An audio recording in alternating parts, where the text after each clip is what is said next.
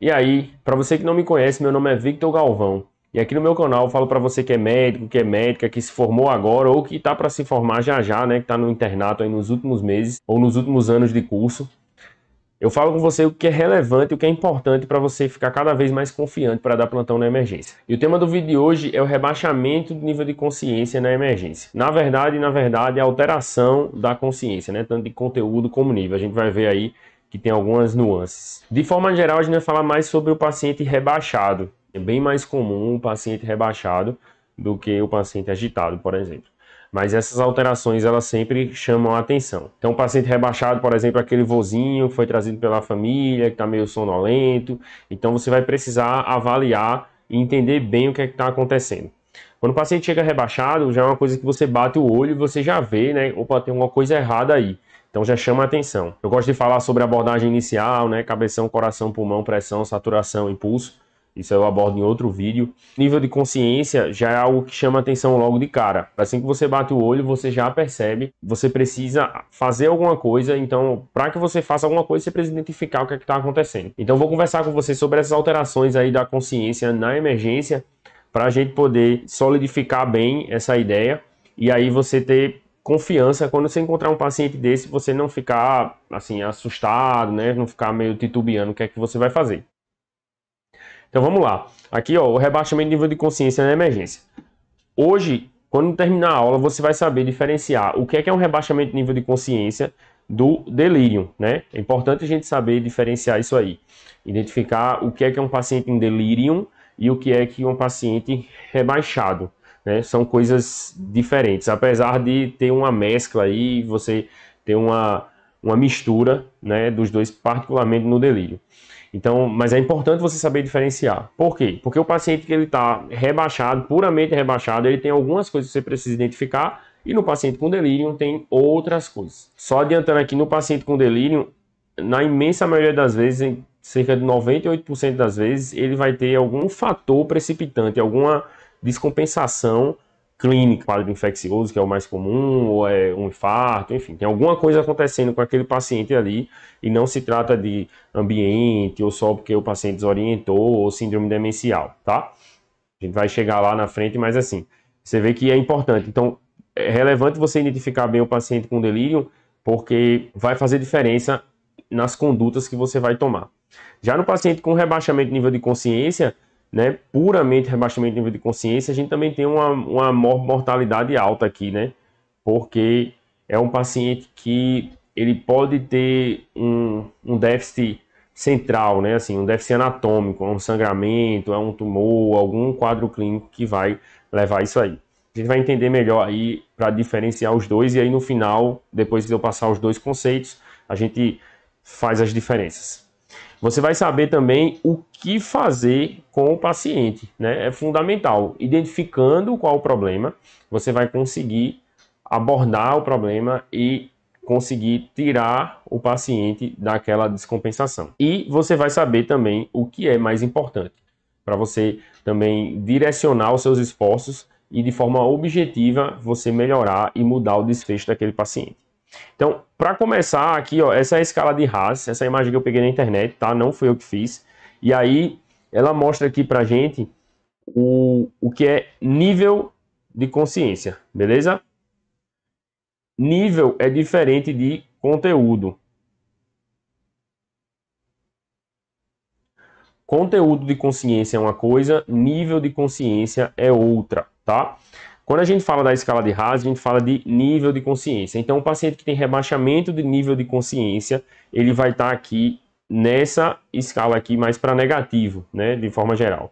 Eu usei a escala de Haas como exemplo, mas a escala de Haas, ela é usada para o paciente sedado, né? Esse último S aqui, na verdade o penúltimo S, né, é de sedation, né? É Richmond Assessment Sedation Scale. Você vai usar para o paciente que está em sedação.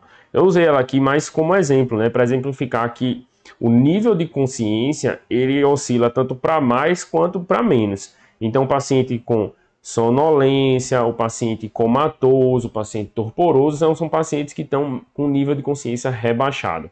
O paciente que está agitado, inquieto, né, muito agressivo, combativo, é um paciente que tem uma agitação, um aumento do nível de consciência, de certa forma.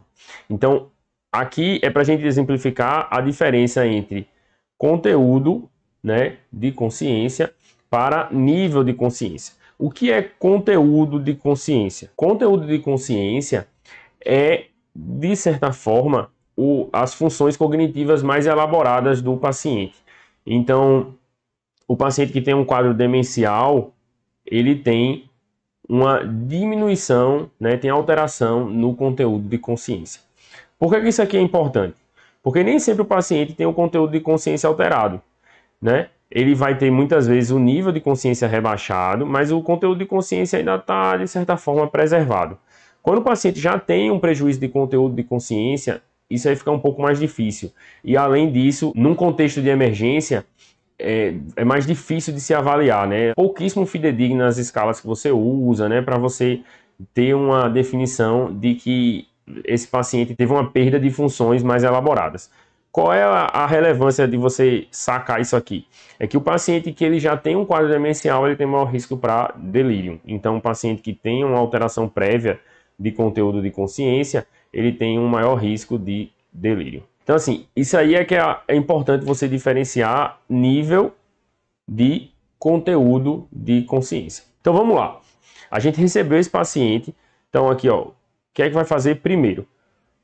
Chegou o vozinho lá, rebaixado, né? A primeira coisa que você bateu o olho e viu é que ele está torporoso, sonolento, não abre o olho, e aí você precisa fazer alguma coisa.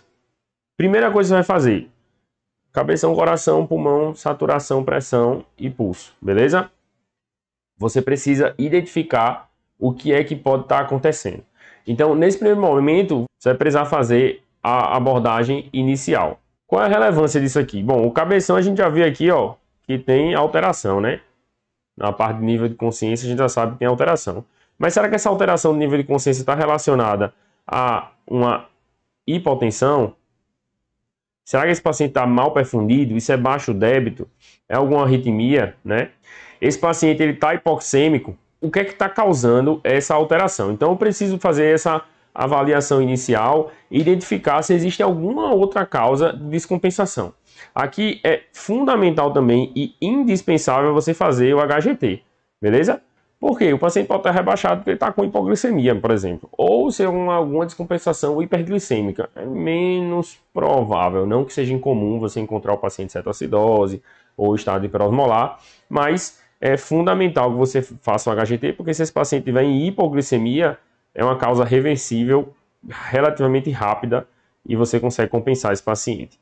Isso pensando no paciente clínico, beleza? Paciente que você não vê nenhum sinal de trauma. Mas também é importantíssimo você pensar e investigar se houve algum trauma para levar aquele paciente para emergência. Teve um TCE, teve uma queda da própria altura, o que é que aconteceu? Bateu a cabeça, foi um acidente. Tem que saber se houve algum trauma, porque isso aí vai ser diferencial na sua condução. O paciente clínico você vai manejar de uma forma. O paciente de trauma você vai manejar de outra forma diferente. Então a gente já viu aqui, ó, a avaliação inicial, né? Cabeção, coração, pulmão, pressão, saturação, pulso, temperatura. A gente já viu aí os sinais vitais de forma geral. Procurou alguma coisa alterada e se identificou, já começa a tentar resolver. Mas digamos que você não ache nada. Você não acha nenhuma alteração assim, que chame muita atenção, né? Que seja algo que realmente estivesse descompensando o paciente em relação à pressão, saturação, tudo, né? E aí você vai para o exame neurológico. Você precisa identificar agora esse paciente, o que é que tem alterado, causando rebaixamento de nível de consciência. Eu vou falar agora especificamente sobre o paciente rebaixado, né? Que ele não tem alteração que a gente vai categorizar como delírio, beleza? Lá na frente eu vou falar sobre delírio e a gente vai diferenciar. Uma coisa aqui do exame neurológico que é importante a gente ficar atento e ficar ciente é com relação ao paciente comatoso. Por definição, o paciente comatoso é aquele paciente que não abre o olho. O paciente comatoso não abre o olho. Ele não, assim, ele tem alterações neurológicas que fazem com que ele não abra o olho, por definição, tá? Então, o que é que acontece? particularmente quando a gente fala sobre rebaixamento de nível de consciência, né, dessa piora aí, que vai fazer com que o paciente ele não acorde, ele não consiga interagir com o meio externo. Existe uma estrutura anatômica que se chama formação reticular ativadora ascendente. Quando existe alguma alteração nessa formação reticular ativadora ascendente, faz com que o paciente não consiga interagir com o meio externo. Ele não consegue receber as informações, processar os estímulos e ter respostas efetivas. O que é que pode causar alterações aqui nessa formação reticular ativadora ascendente? Várias coisas. Tanto alterações difusas, como alterações focais. Quando a gente tem alteração focal, é menos comum a gente ter alteração nessa formação reticular ativadora ascendente. Geralmente são quadros mais difusos que vão levar a essa alteração. Mas quando a gente tem um quadro focal, algum quadro que causa, por exemplo, herniação de tronco, né? Enfim, tem alterações ali mais dessa região. Então, isso aí vai fazer com que o paciente tenha prejuízo aqui na formação reticular ativadora ascendente e pode levar ao quadro comatoso ou rebaixamento de nível de consciência. Beleza? Então, nesse contexto aí, o exame neurológico vai ser fundamental para você identificar o que é que pode ter acontecido com esse paciente e o que é que está causando, né? O que é que você pode fazer para resolver e até os próximos passos. Afinal de contas, se você está diante de um quadro metabólico, é diferente de você estar diante de um quadro de um AVC hemorrágico, uma neoplasia, por exemplo, do sistema nervoso central, uma meningite, enfim, uma série de fatores aí, então você precisa saber diferenciar isso aí. Então, a primeira coisa que a gente vai ver é a questão do nível de consciência. A gente já conversou um pouquinho mais cedo sobre essa questão do nível de consciência, né? Usei o exemplo, a escala de Haas, mas no contexto de entender que existem níveis, né, mais baixos aí até o paciente chegar em coma, mas uma escala que o pessoal gosta bastante de usar para definir nível de consciência é a escala de Glasgow. Eu não sou muito fã da escala de Glasgow. Qual é a vantagem dela? Ela é objetiva. E aí você consegue, com um número, você consegue se comunicar de forma muito efetiva. Porém, ela é uma escala que ela foi validada para os pacientes de trauma. Então, o uso da escala de Glasgow para o paciente clínico é uma extrapolação sem evidência de resultados melhores usando ela. Quer dizer então que você não vai usar nunca a escala de Glasgow. Não, você pode usar. Eu acho que é até recomendável até você para ter um parâmetro mais objetivo. Porém, o paciente clínico, ele é diferente. Então, é preferível que você descreva as alterações e aí diante dessas alterações você tome a sua decisão. Por exemplo, é um paciente que não tem abertura ocular, é um paciente que não tem verbalização de palavras, mas ele identifica estímulo doloroso, né? Ele retira o estímulo doloroso. Então, veja, é um paciente que já está bem comprometido o nível de consciência dele. Ele não tem abertura ocular, ele não está falando nada e no máximo ele retira esse estímulo ou localiza, né, o estímulo doloroso. Então pode ser até que você tenha um Glasgow aí maior do que 8, né, que não é o caso desse paciente, mas você vai ficar bem propenso aí a definir via aérea por risco de broncoaspiração. Já o paciente ele pode ter um Glasgow maior do que 8 e você entubar ele por uma piora de desfecho clínico, ou o paciente com Glasgow menor do que 8 e você ainda assim não entubar o paciente porque você acredita que você vai conseguir ressuscitar esse paciente nos próximos momentos, né? Uma condição reversível, é um HGT que está baixo, é um paciente que está hipotênsico porque desidratou e aí você começa a hidratar. Então você tem que ter bastante cuidado na hora de tomar sua decisão baseado só no número de uma escala. Até porque, por mais que exista essa definição, né, de que você deve entubar o paciente com Glasgow menor ou igual a 8, etc., as escalas, esses scores, eles todos são baseados na avaliação subjetiva. A escala de Glasgow ela foi definida depois que foi visto os pacientes com trauma, etc, etc, e aí foi visto que esses sinais clínicos, eles falavam mais a favor de um paciente mais grave, um paciente que você precisaria entubar. Então, assim, ela vem de uma avaliação subjetiva. Então, sua avaliação subjetiva sempre vai ser superior à escala. Por mais que você tenha um valor lá abaixo de 8, se você justificar bem e deixar tudo claro, sua avaliação ainda é superior ao dado da escala. Qualquer outra escala que você for usar, a sua avaliação subjetiva sempre vai ser maior. Então, você precisa saber, para poder se comunicar melhor, precisa. Até essa questão do Glasgow menor ou igual a 8, tudo. Porém, não se apegue especificamente aí somente a isso, né? Faça uma avaliação global do paciente. Comorbidades, como foi que ele chegou, como é que ele está evoluindo nos primeiros momentos que você vai fazer as medidas de suporte. E aí, para você ter uma decisão mais acertada, né? Para fazer o melhor pelo paciente. Aí depois a gente viu o nível de consciência, que a gente precisa ver aqui, ó. Pensando mais no paciente rebaixado, né, que pode ter um quadro neurológico, avaliação de pupilas e movimentos oculares. Movimentos oculares, qual é a importância disso aqui? Os núcleos dos pares cranianos responsáveis pelo movimento ocular, principalmente horizontal, eles estão na mesma região anatômica da formação reticular ativadora ascendente. Então, quando o paciente ele tem um prejuízo muito importante aí na movimentação ocular, significa dizer que ele tem provavelmente uma lesão muito mais grave, porque ele tem um comprometimento muito mais severo dessa região aí da formação reticular ativadora ascendente. Vou até botar aqui de novo, ó, formação reticular ativadora ascendente. Se o paciente mantém preservado os movimentos oculares, sejam eles por estímulo, paciente que você consegue pedir para ele acompanhar o seu dedo, né, seja fazendo esse estímulo ou seja fazendo o exame físico, pode ser, assim, isso aí sugere que, apesar de ter um comprometimento de nível de consciência, pode ser que a lesão não seja tão severa, beleza? Se o paciente não responde, você pode fazer aquele movimento o exame do olho de boneca, né? Você mexe a cabeça do paciente bem rápido e a tendência é que o olho fique parado, né? Na verdade é que não fica parado. O reflexo mesmo é o olho tem um movimento contrário ao movimento da cabeça. Só que como você mexe rápido, a impressão que dá é que ele está parado. Quando o paciente ele tem uma alteração de movimento ocular, o olho dele vai junto com o movimento da cabeça. Quando você sacudir a cabeça dele, o olho vai junto. E não volta rápido, sabe? E dá a impressão que o olho ficou parado. Existem outros testes neurológicos também, que o pessoal usa muito também na parte de morte encefálica, né? O óculo vestibular, né? Faz o estímulo com temperatura e tudo, e o córneo palpebral também.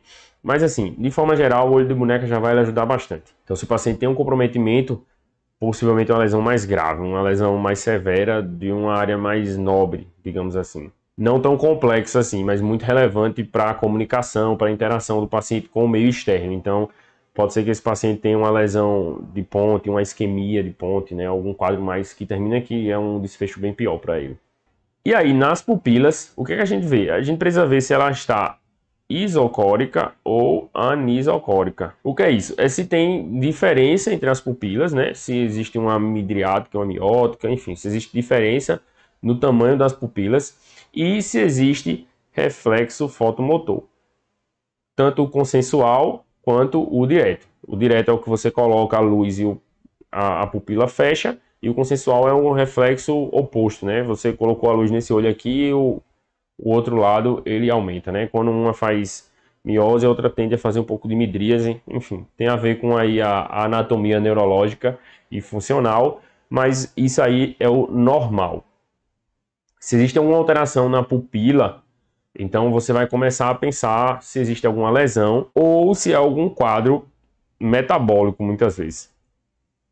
Então, o paciente com intoxicação por opioide, por exemplo, ele pode chegar com a pupila puntiforme, apesar de ser ainda fotorreagente, mas assim, quando ela é puntiforme é muito difícil a gente ver essa fotorreação. Mas é uma pupila que ela é puntiforme, né? O paciente vai ter a história de que pode ter uso de opioide e tudo, ou ele pode estar intoxicado por opioide por alguma outra razão, né? Ele estava fazendo opioide internado, ou você está numa UTI, o paciente está fazendo alguma dose de opioide mais alta, enfim.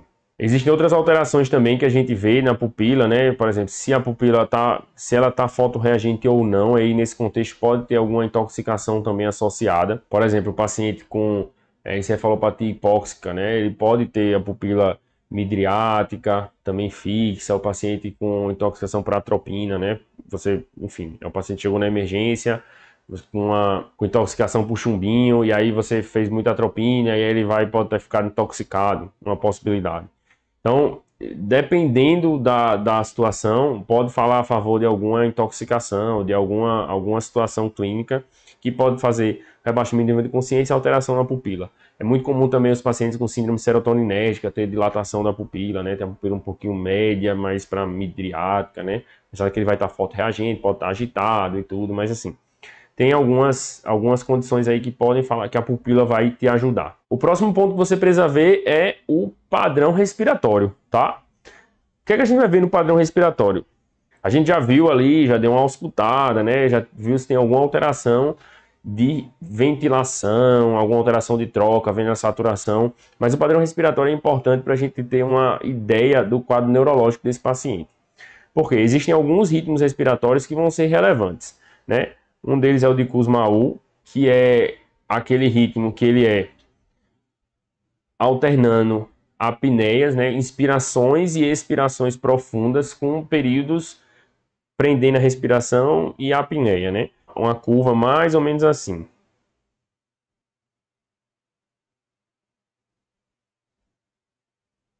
Esse é o padrão de Kussmaul. O paciente puxa o ar bem rápido, prende, solta o ar, prende, puxa, prende, solta, prende. Esse é o padrão de Kussmaul. Isso aqui a gente tem muito nos pacientes que têm acidose, né? Os pacientes com cetose diabética, o paciente dialítico que está em acidemia e tudo. Então você pode ter esse padrão de Kussmaul. Isso aqui é relevante porque isso aí que lhe dá uma pista do que, é que pode estar acontecendo. Outro padrão que a gente tem é o padrão de Cheyne-Stokes, que é o padrão que o paciente vai fazer apneia seguida de bradipneia, taquipneia, com inspirações cada vez mais profundas e aí depois vai diminuindo, ele oscila, ele vai mudando o padrão respiratório, né? Então ele vai começar em apneia, depois ele começa a fazer respirações um pouquinho mais profundas, faz uma respiração bem forte e vai diminuindo. Apneia, aí começa a respirar, puxar bem forte e vai diminuindo. Então, esse é mais ou menos o padrão de Cheyne-Stokes. Isso aqui a gente tem um paciente com lesão neurológica, pode acontecer, mas é comum também encontrar nos pacientes com IC, por exemplo. Então, o paciente chegou com a descompensação de IC e aí começou a dar uma cochilada ou ficar mais sonolento, ele pode fazer Cheyne-Stokes sem necessariamente ser uma lesão neurológica. Porém, quando estiver diante de um paciente com esse padrão respiratório, pensar logo numa lesão neurológica que termina sendo mais grave. O outro padrão que a gente tem é o padrão de Biot, que é um padrão mais grave, são respirações aleatórias. O paciente pode alternar a apneia, aí faz uma respiração funda, aí depois faz uma curtinha, depois taquipneia, bradipneia, respiração mais funda. Então fica uma coisa totalmente aleatória. Ficou parecendo um eletro aqui. Mas ficou assim, uma coisa totalmente aleatória. Então assim, esse ritmo ele é mais grave quando é o ritmo de Biot. Então pensar em lesão neurológica aí do centro respiratório mais importante. Beleza? Muitas coisas podem alterar o padrão respiratório, não só assim, só alterações neurológicas não, tem muita condição que pode alterar o padrão respiratório, mas assim, essas três aqui eu acho que é relevante. Essa de Biot é menos comum, mas Cheyne-Stokes é bem comum de ser encontrado, e Kussmaul é difícil de ver por causa que o paciente geralmente ataca pneumo, mas Cheyne-Stokes aí ó, é importante ficar atento porque pode indicar algum quadro mais grave. Depois que a gente viu a parte do padrão respiratório, tem que identificar o padrão motor. Então você vai ver se esse paciente tem alguma alteração, né, de déficit motor, né, tem déficit de força. Se o paciente tem déficit de força, tem algum membro comprometido, é mais membro inferior, é mais membro superior, é bilateral, é unilateral, tem déficit de mímica facial. Então, assim, identificar o padrão motor. Esse paciente está se mexendo, né, ele consegue se mexer espontaneamente ou não, ele obedece comandos de alguma forma, ou ele tem alguma alteração que sugere aí um quadro mais grave, né? Que aqui, ó, é a parte de decorticação e descerebração. Decorticação ela é menos grave, descerebração ela é mais grave. Como é que eu gosto de pontuar isso aí para ficar um pouquinho mais compreensível? Aqui ó, eu vou colocar um desenho de um cérebro aqui. Imagina que ele está cortando no meio aqui, de lado. Imagina então que eu tenho decorticação. Então eu tenho um problema aqui ó, só no córtex. É uma gravidade, né? Se eu tenho uma descerebração, eu tenho um problema no cérebro inteiro. Então eu tenho um quadro mais grave.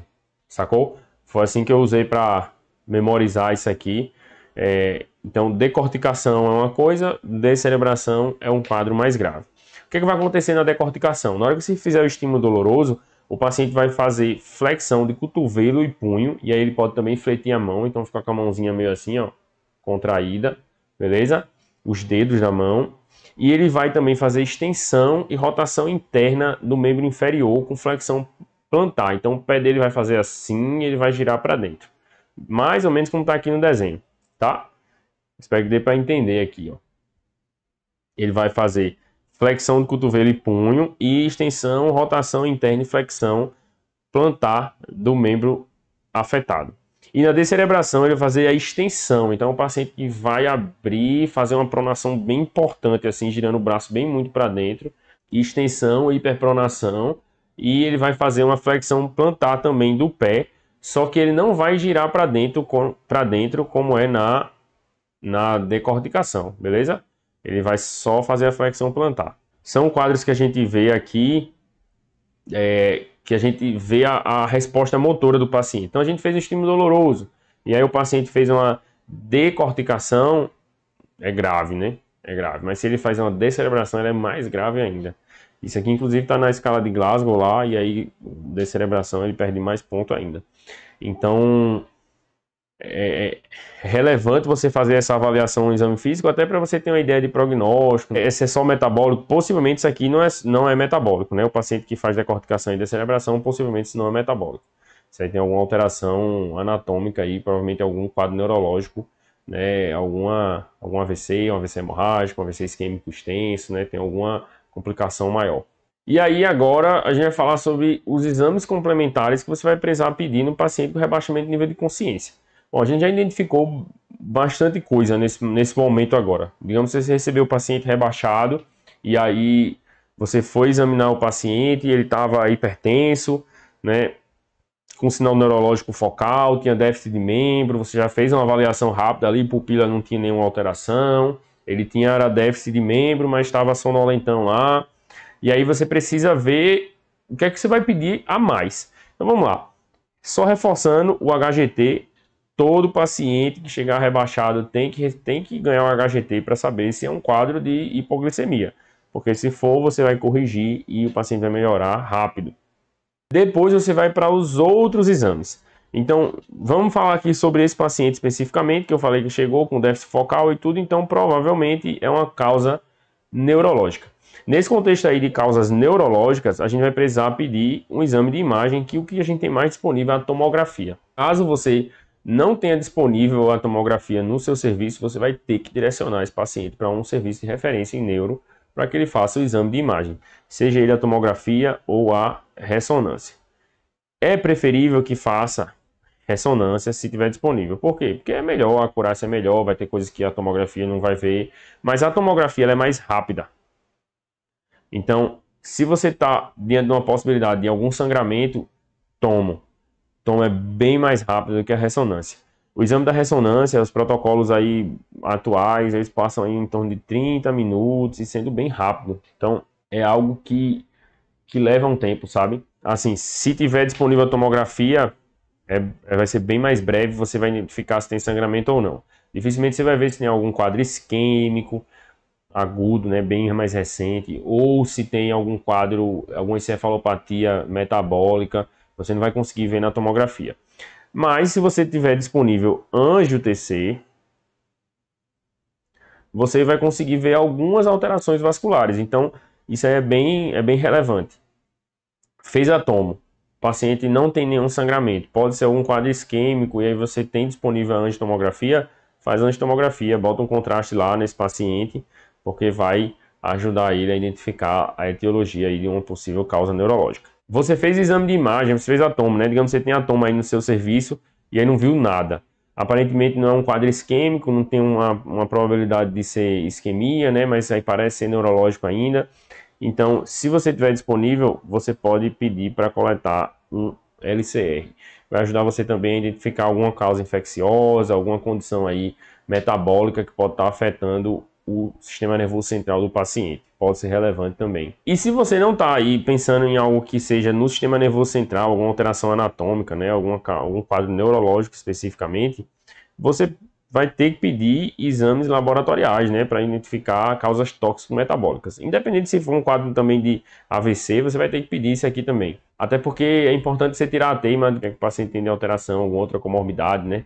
Então, você vai pedir hemograma, você vai pedir função renal, você vai pedir função hepática, né? Ver transaminases também, você vai pedir albumina, INR, para ver como é que está a função hepática, fosfatase alcalina, gama-GT. Pedir exames complementares aí para te ajudar a saber por que esse paciente está rebaixado. Um eletro, né? Será que é um paciente que fez uma arritmia? É um paciente que infartou? Por que ele rebaixou porque ele fez baixo débito? Ele rebaixou porque ele está com um distúrbio eletrolítico? Ele está intoxicado por alguma medicação? Então, os exames complementares vão te ajudar nisso aí, né? Então, hemograma, função renal, iono, talvez um eletro, né? Basicamente é isso aqui.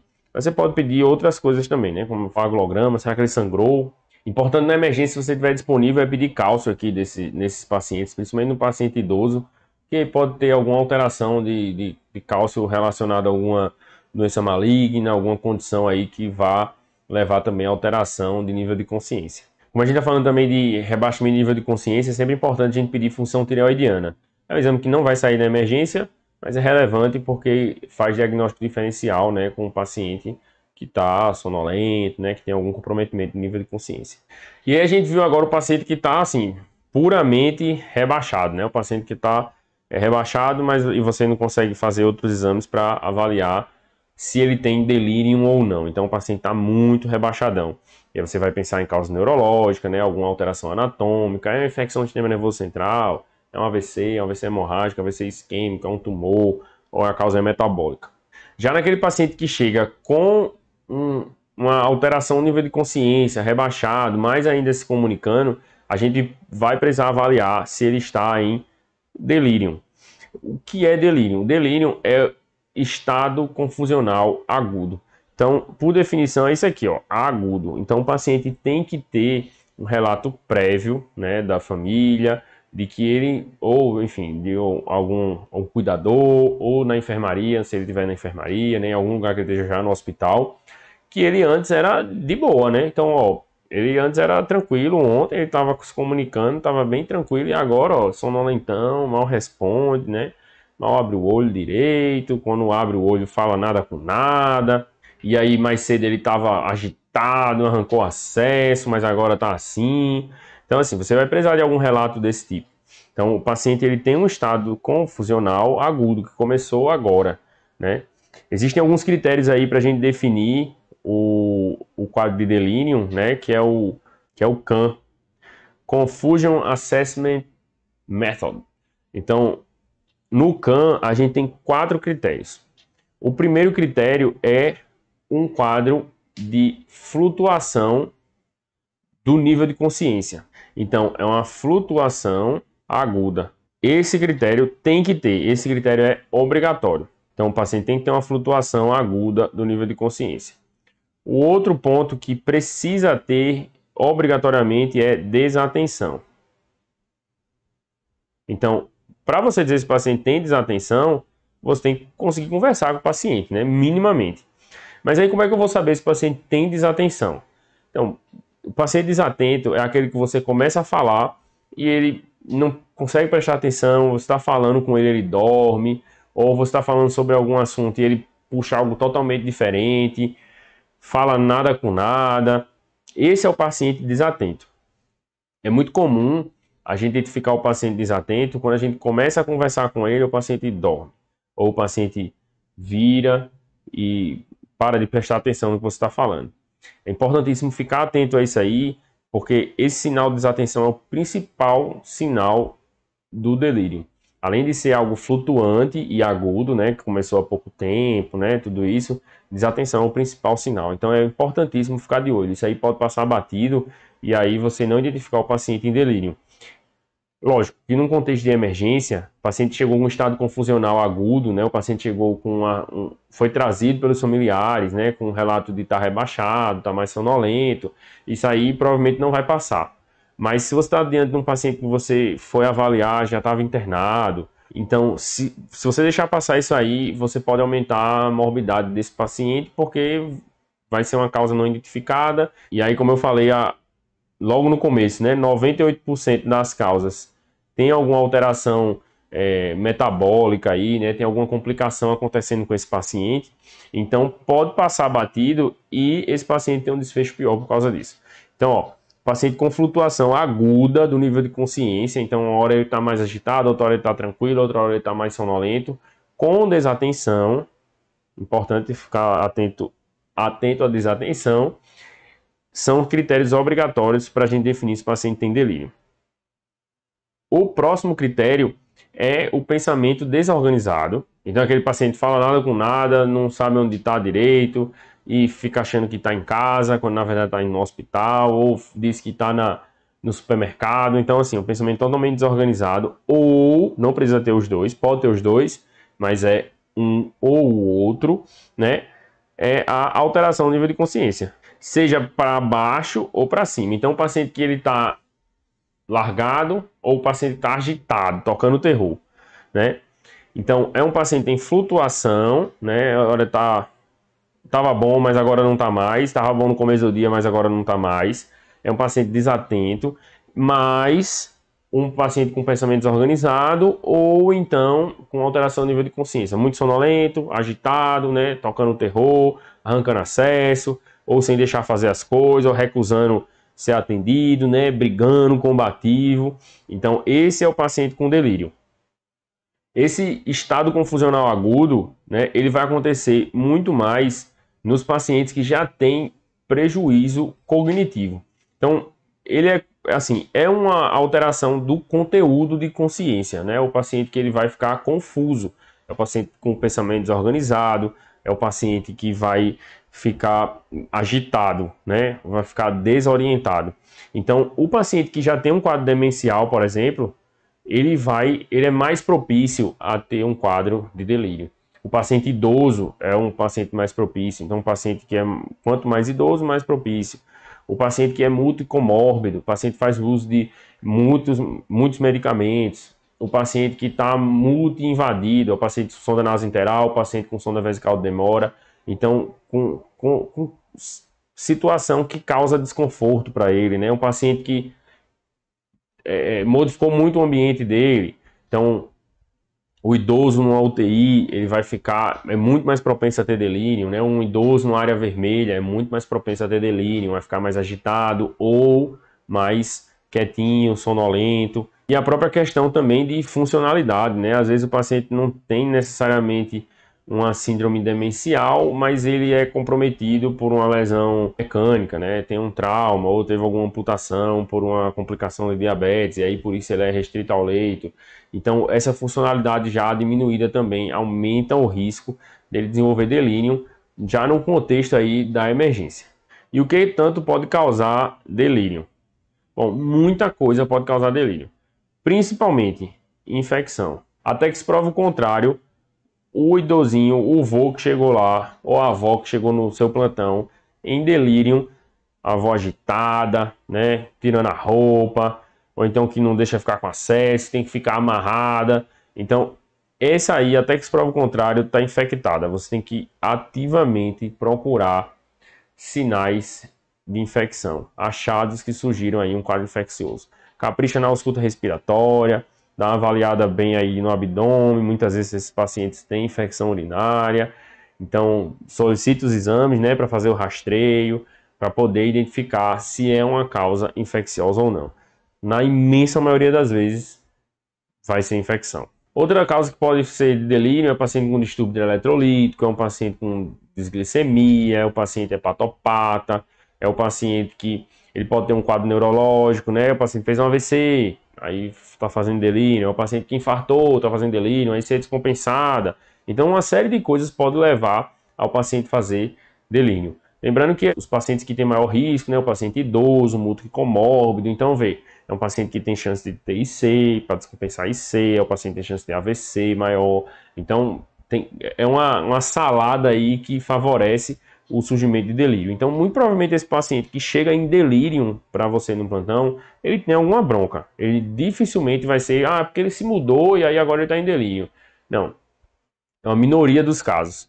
Eventualmente você vai encontrar, principalmente no paciente que já está internado, o delírio que ele está fazendo é porque ele está no ambiente que não tem janela, é porque ele está invadido com a sonda, né? Mas na imensa maioria das vezes vai ser alguma descompensação, um quadro infeccioso, né? Um distúrbio eletrolítico, um infarto, um AVC, alguma coisa está acontecendo com esse paciente para ele estar agitado ou hipoativo, né? Pensando aí num rebaixamento, né? Numa diminuição do nível de consciência. E aí como é que a gente vai tratar? O tratamento, a gente tem duas opções, quando a gente está falando de delírio, né? Pensando no paciente rebaixado, a gente precisa, assim, tanto no paciente em delírio como no paciente rebaixado, a gente precisa tratar a causa. Então, fundamental aqui, tratar a causa, beleza? É o primeiro e o mais importante, tratar a causa. No paciente rebaixado, né, a gente está diante de um paciente com só rebaixamento de nível de consciência, tudo, você precisa ver se vai precisar definir via aérea, né? Vai precisar definir via aérea ou não nesse paciente, que outras medidas de suporte você vai precisar dar para o paciente que está rebaixado. Basicamente é isso. Já no paciente com delírio, além da causa, lembra que esse paciente ele se comunica, né? Então, ele é um paciente que está menos grave, digamos assim. Pode até estar mais grave, mas assim, ele está a priori menos grave, ele se comunica, tudo. Você não vai precisar definir via aérea, talvez algumas medidas de suporte você não precisar fazer. Mas no paciente com o delírio, o que é que você precisa fazer? Tem as medidas não farmacológicas e tem as medidas farmacológicas.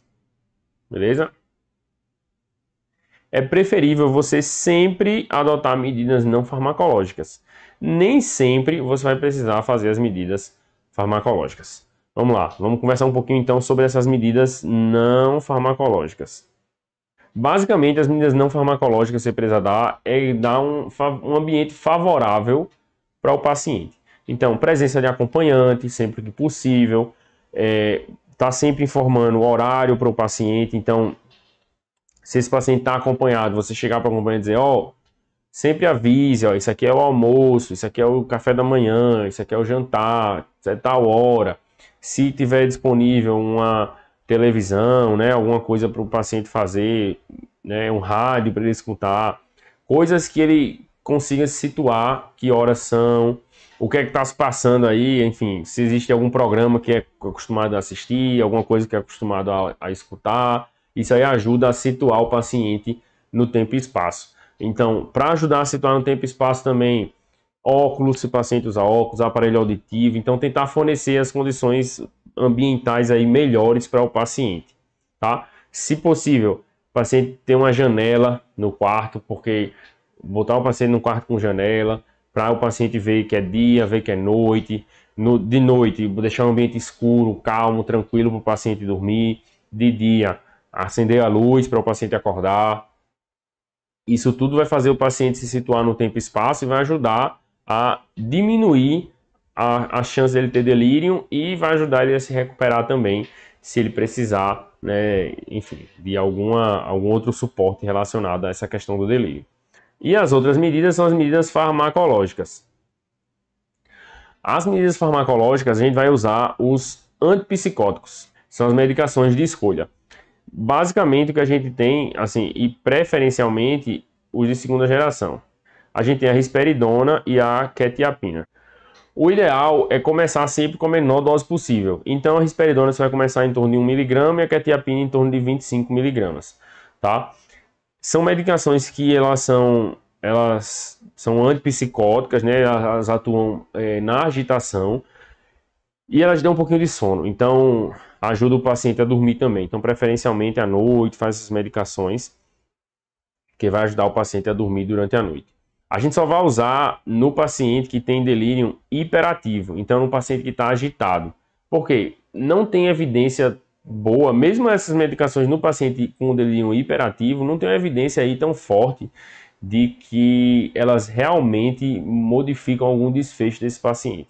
E aí, no delírio hipoativo, aí que não tem mesmo, aí que o dado não é bom, que a gente não sabe se vai fazer bem ou não para esse paciente, então a gente reserva essas medicações para o delírio hiperativo, beleza?